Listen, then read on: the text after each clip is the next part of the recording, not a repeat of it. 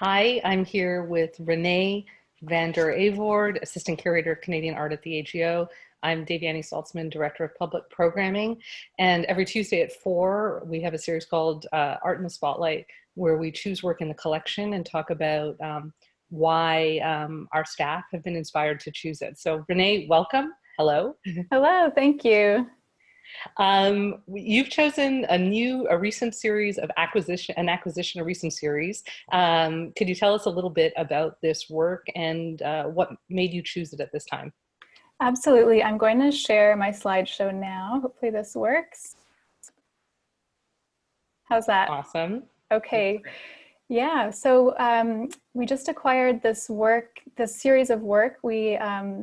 It's by Ondaatje, who's a remarkable Canadian artist. The series consists of 6 screen prints.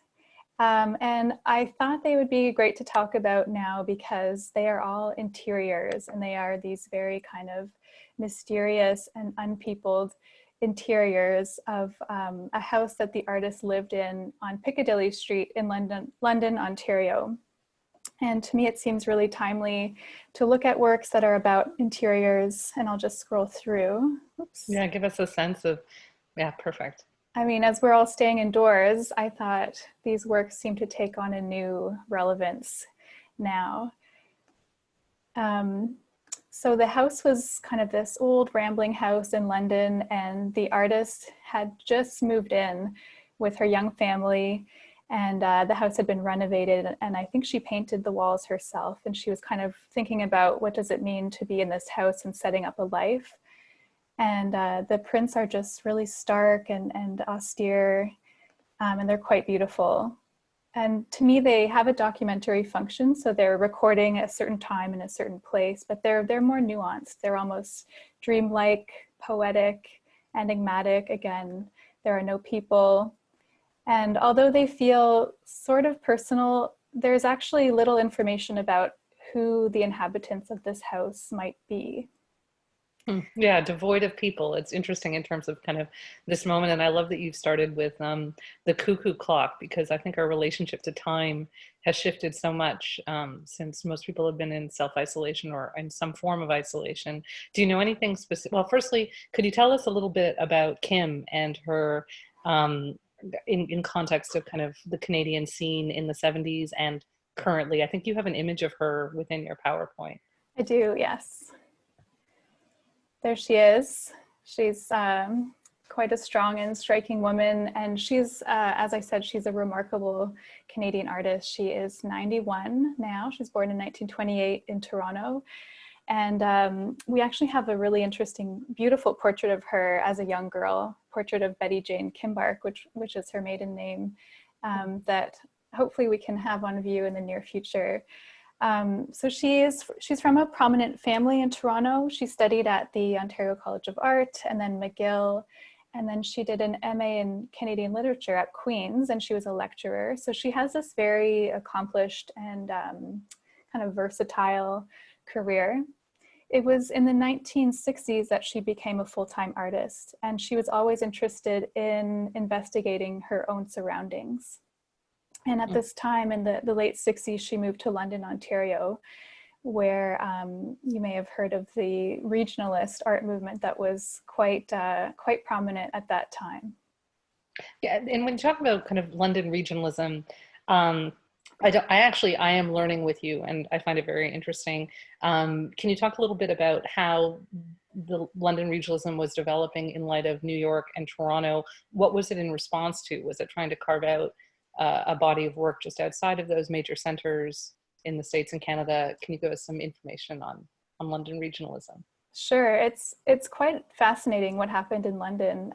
There was a small group of artists centered around Greg Curnow, Jack Chambers, Marie Favreau, Kim Ondaatje. They're mostly men, but Kim was in there.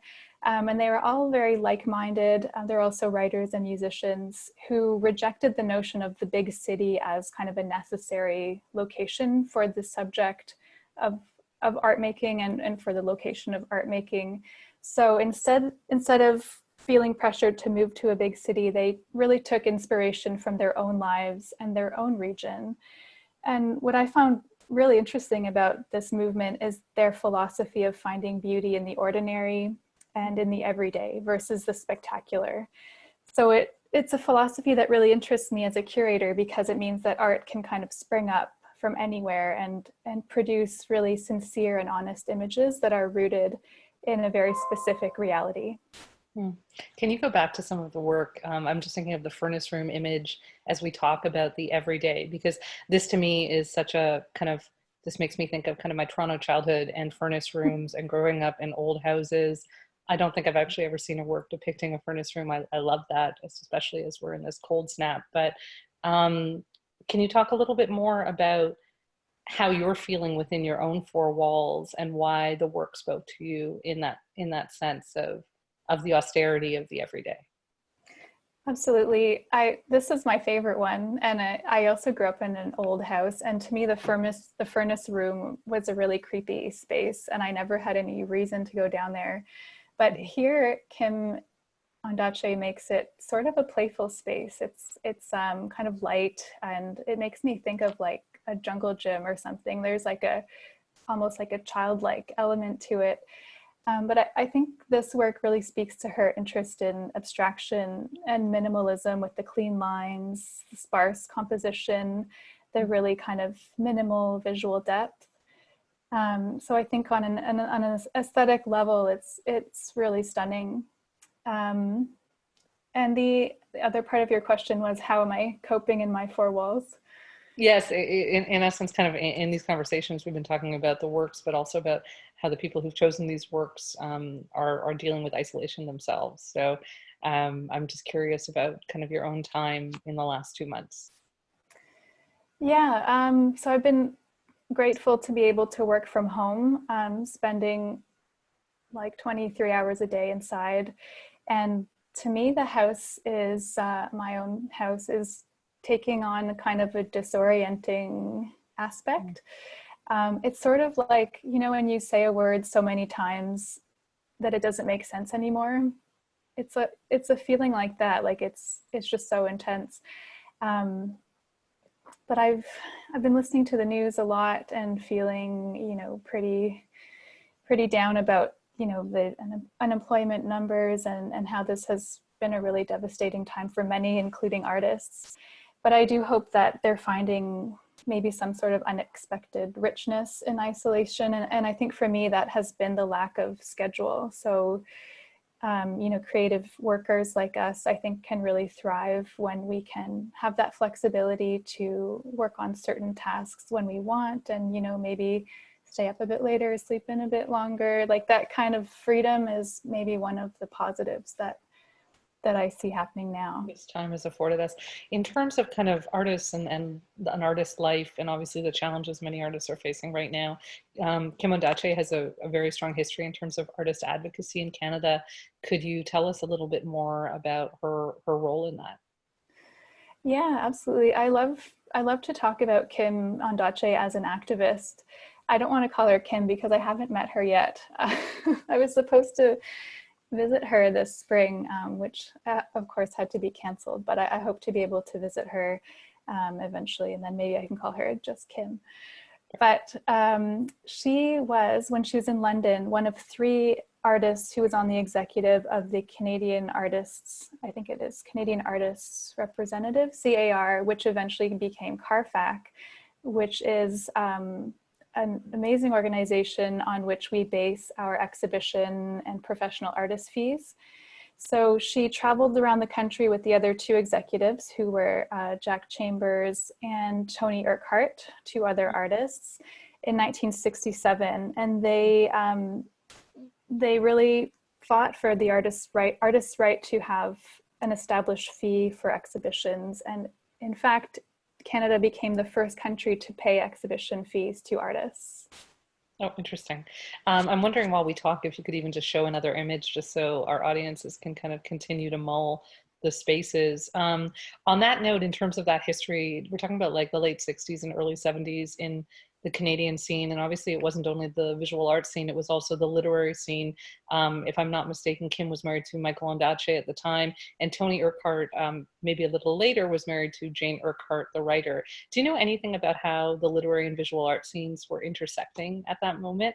I know a little bit from the literary side, but I'm curious if through your research you came across a bit of that information. Yeah, I do know that the arts community in London was very multifaceted. There wasn't specifically fine arts versus musicians and writers. I think they all kind of mingled. And Kim Ondaatje does also have a literary background, so I think she felt very comfortable in the literary circles as well. And I know there were magazines being published within those London art circles at the time that would be interesting to look at. Do you have anything to add about London as kind of a literary center at that time? I don't know enough about the London scene, but I just know about kind of the early Canadian CanLit scene and the multiple players who were involved. So it was interesting when you introduced me more deeply to Kim Ondaatje's work, the kind of connections to what Michael was writing at the time, or now that I know Tony Urquhart was part of the Carfax founding and his partnership with Jane Urquhart. I just thought, it's the small circles of arts in Canada in the 60s and 70s. I want to just go back. We have a few more minutes, and at the moment we don't have questions from the audience, but I wanted to ask that. Can you talk a little bit about the process of the screen prints and how many would have been created, and also how we came to, our acquisition of them? Because one of my favorite paintings in the AGO is from Kim Ondaatje's Factory series, and it's the image of the canal and the Hearn, and I think it's 1974 in winter in Toronto, and I just find it the most stark Toronto landscape. Can you talk a little bit about the Piccadilly series and its acquisition and the actual process of creating the screen prints? Sure, I'm glad you asked that, because the Piccadilly series actually began as a series of really large paintings that were kind of the precursor to the Factory series. So she moved into this house in London, and the first thing she did was make these paintings, and then after the paintings came the prints. So the prints are actually very closely related to the paintings, and we do have one of the Piccadilly paintings in the AGO collection as well. Kim Ondaatje was very much interested in the idea of art being more accessible to audiences, and works on paper can of course travel more easily. They're more affordable. They can be sold in the gallery shop, for example. So these are all ideas she was interested in as not only an artist, but as an advocate for access to art. And the prints are, most printmakers are very kind of rigid in terms of edition sizes and making sure that every print is identical. But Kim Ondaatje was a bit more kind of open to changing edition sizes, and they're not all consistent, but they're, I'd say, in the range of 50 to 100. Understood. And sorry, how big are the paintings? Because they're much larger, correct? They're much larger. I'd say maybe 1.5 meters by 1 meter, if that gives you kind of so not massive, but pretty large statement pieces. Understood. I'm just wondering if there's anything else you'd like to share in terms of just looking at the austerity of the spaces and the theme. Sure. As it connects back to COVID-19 and how we're all living in isolation, because it's strange. I see it, and I actually see a lot of serenity. I feel like a sense of kind of, I think you used this word when we talked a little earlier, there was a sense of ambiguity around it. Can you talk a bit about why ambiguity? Sure. I think there's an ambiguity, especially in this work, which we actually purchased in 1972. It was the one Piccadilly series work that we had all of this time, and now we are adding on to our holdings. But I find it really interesting because there are all these doors, which are a kind of connective furnishing, and the doors appear in a lot of the works, and they allude to this kind of elsewhere, but we're not really sure what is going on beyond these doors. So I find there is an ambiguity, or kind of, again, a disorientation there. It's almost like a labyrinth or a puzzle.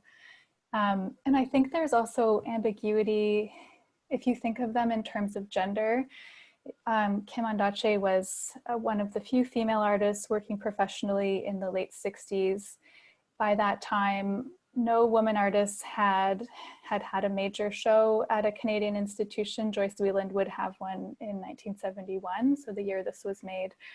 But it was really much more of a struggle for women artists at that time. And here's Kim Ondaatje making these very powerful, large-scale works. And I think the domestic space, of course, has a history of being female or, you know, oriented to the family, whereas public space is more masculine.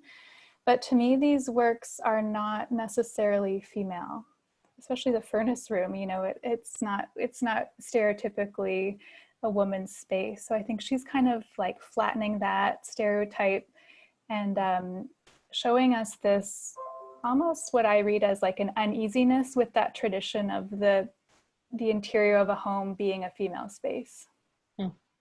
Thank you for sharing your thoughts on that. There's a few comments from audience. One is from Maria Simo, who says she loves these works. Is there a plan to exhibit the prints? There is a plan.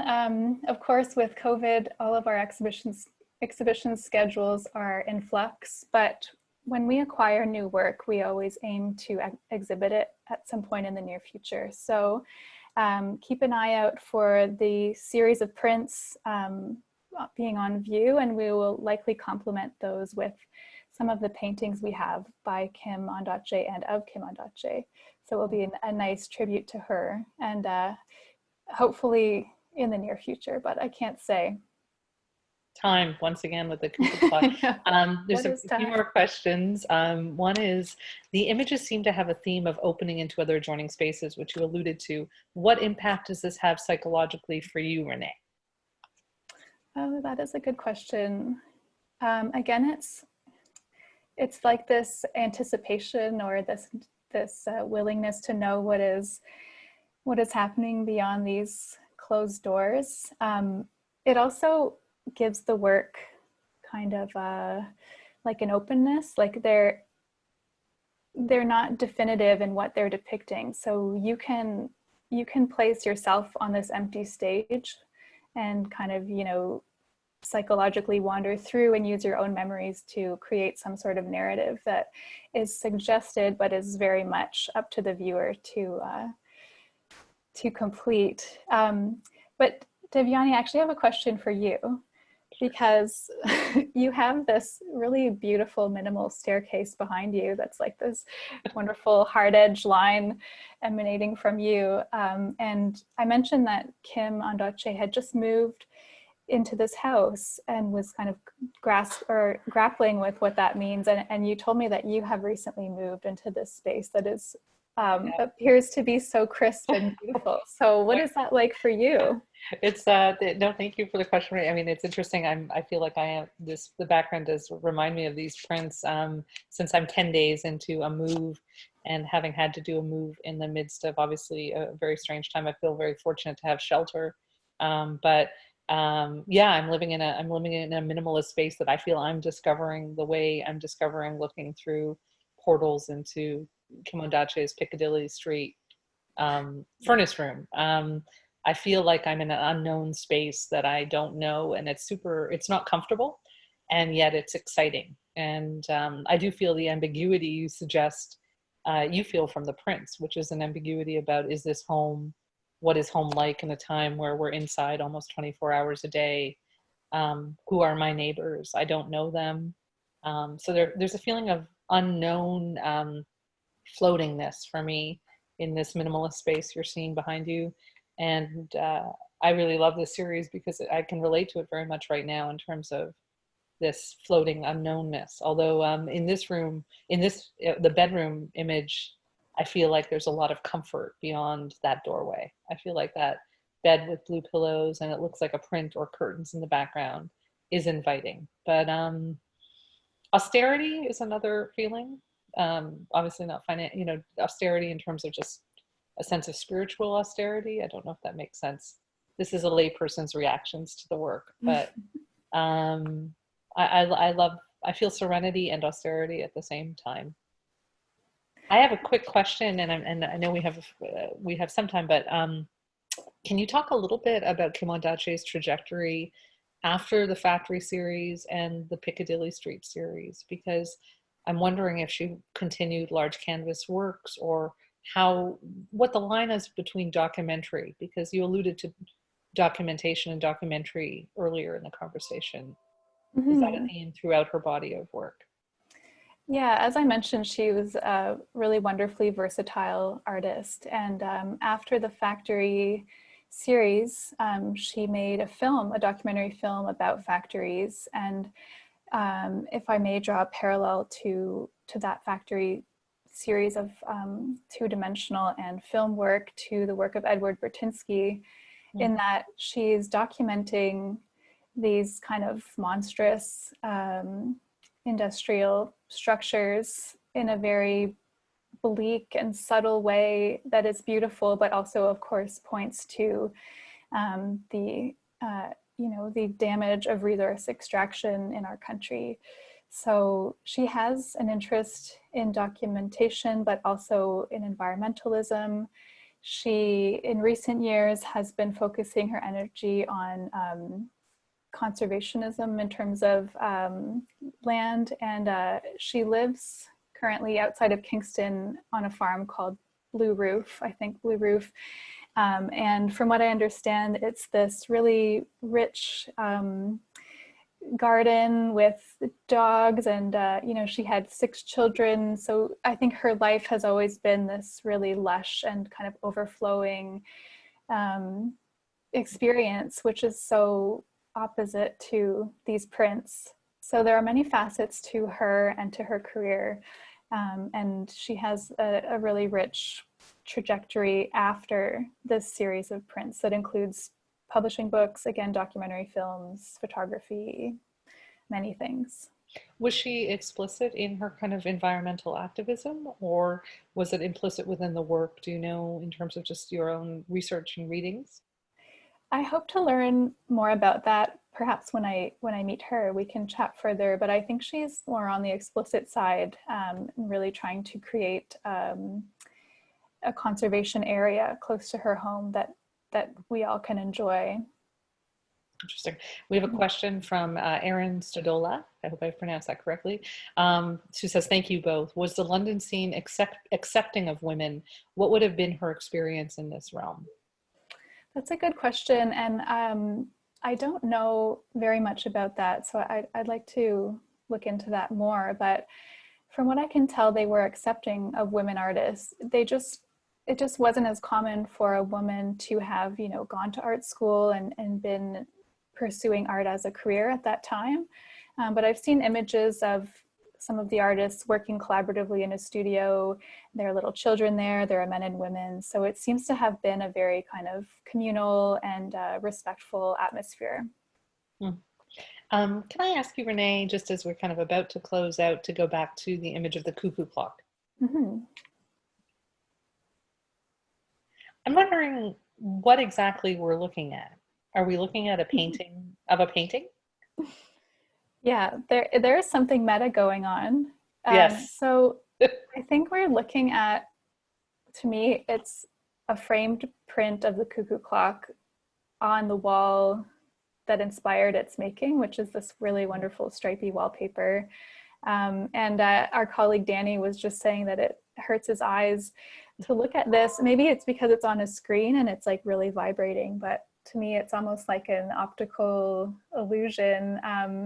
And maybe this work in particular gives me a sense of like, I don't know if anxiety is the right word, but it's almost like some sort of time warp. What do you think? I mean, I hadn't noticed the kind of image within at first it was a moment of like, is it a recessed image, or is it a painting, an image of a painting on a wall of that same wall? But I think I brought this up earlier, the idea of the kind of bending of time for myself. I forgot this morning whether it was kind of week 8 or 9 since the AGO had formally shut its doors. Obviously, we've moved into AGO from home in a digital space, but losing track of time and kind of the mind warp of that. I feel like this painting actually, or the screen print embodies it very well. And I had just kind of wanted to close on your thoughts around time and time in this moment. Yeah, that's such a good observation, Devyani.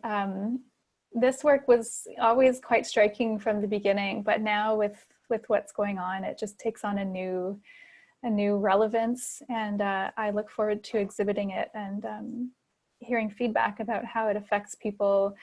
You know, once we emerge from this intense period of being homebound. So I just can't stress enough how relevant this work seems today. Well, thank you so much for choosing it, because it was just wonderful to kind of see Kim Ondaatje's work in this recent series of acquisitions, as well as how it relates to being indoors over extended periods of time. So thank you so much, and we'll see you again. Thank you, and good luck in your new space. Thank you. I will enjoy the austere minimalism. Okay, thanks. Bye. Bye.